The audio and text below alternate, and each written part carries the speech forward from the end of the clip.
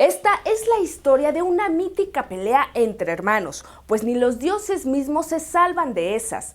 Dos hermanos mexicanos opuestos en su naturaleza, que tras su enfrentamiento dieron luz a una cultura, Huitzilopochtli y Coyolxauhqui. Hoy conocemos muchos de ellos a través de sus representaciones, como el magnífico monolito de la diosa desmembrada.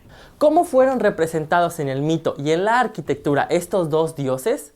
¿Cómo es que su lucha es la base del mito de la fundación de la cultura mexica? ¿Cuál es el significado de este bello monolito mexica? Si quieres saber más del tema, no te vayas que aquí te contamos. Pero antes no te olvides de suscribirte al canal, activa la campanita para que YouTube te avise cada vez que subimos un nuevo video.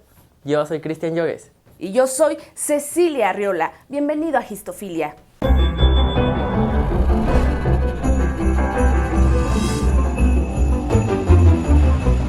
La gran diosa Coyolxauhqui, la de los cascabeles en las mejillas, está representada en uno de los monolitos más icónicos de la cultura mexica.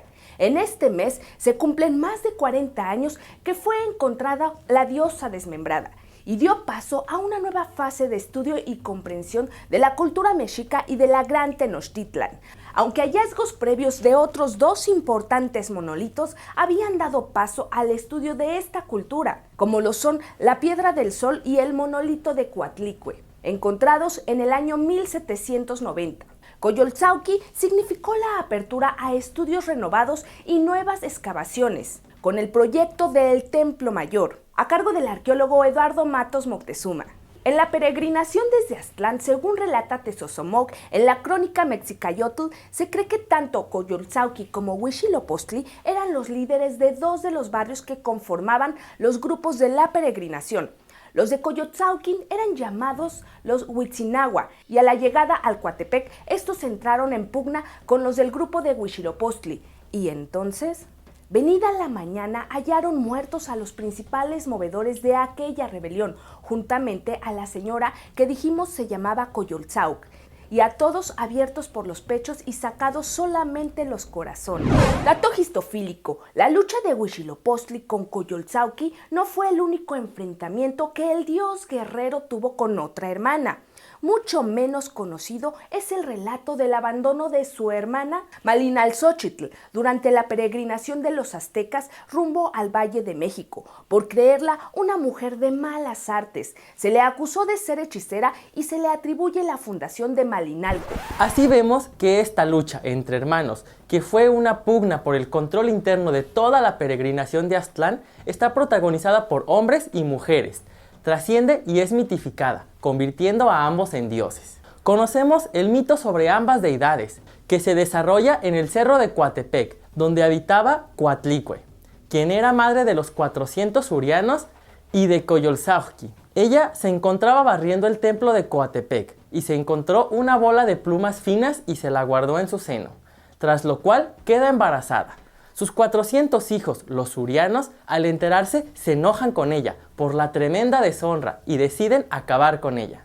Liderados por Coyolxauhqui, van rumbo al cerro. Cuando Coatlicue se entera, se espantó, pero al momento fue calmada por Huitzilopochtli, que desde el vientre le hablaba y decía que él sabía qué hacer. Cuando todos sus hermanos habían llegado y con una serpiente llena de teas, hirió a Coyolxauhqui y le cortó la cabeza. Su cuerpo rodó por la ladera del Coatepec y cayó hecha pedazos. Este mito se reprodujo en la construcción del Templo Mayor. La misma edificación es una materialización del cerro de Coatepec, donde el dios solar Huitzilopochtli acaba con la diosa.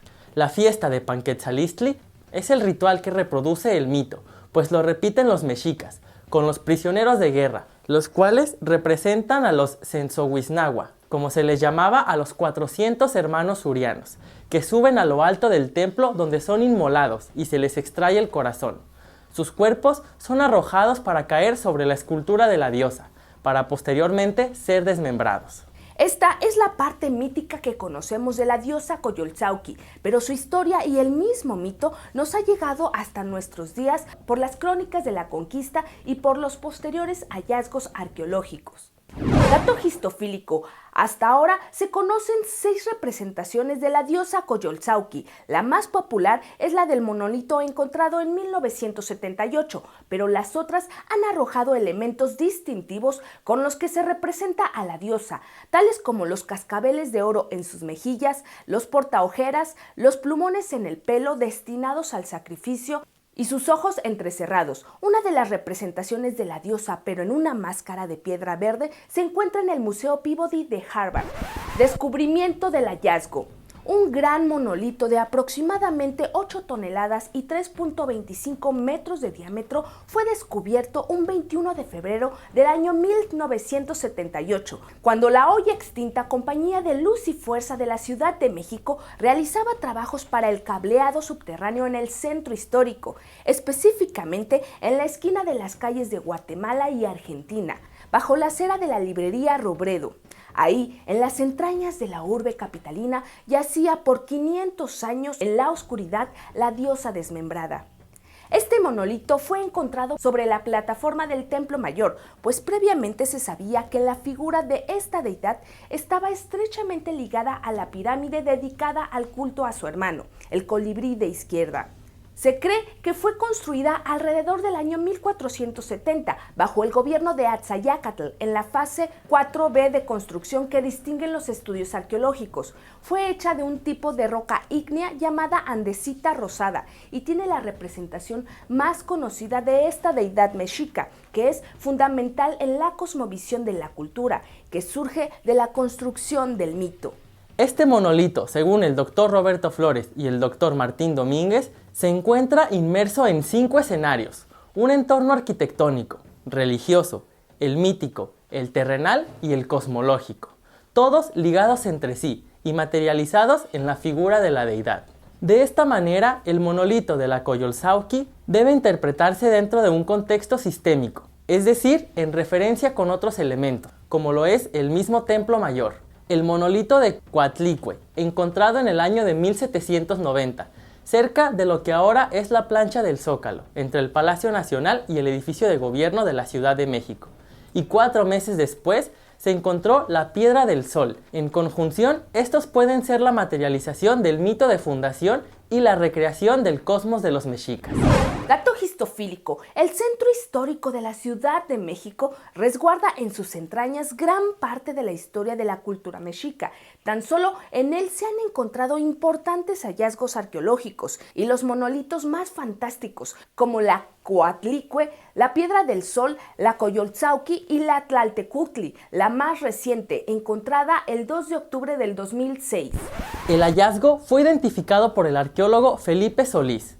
Un disco tallado en bajorrelieve, la forma de una mujer desmembrada con cascabeles en sus mejillas, pistas inconfundibles que el mito caracterizaba a la deidad, la hija de Coatlicue, hermana de Huitzilopochtli, la líder de los surianos, Coyolxauhqui.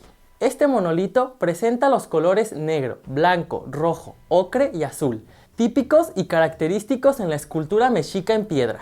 Estos 5 colores que sobreviven en la porosidad de la piedra son el rojo, que se obtenía de la amatita, el ocre de la geotita, el blanco de la calcita, el negro del humo y el azul maya de la combinación de hojas de añil y poligrosquita. Todos ellos corresponden al patrón cromático del Templo Mayor. En sus tobilleras se encuentran caracoles que las adornan. Estos son emblema de los guerreros muertos y asociados al sacrificio y a entidades como al sol.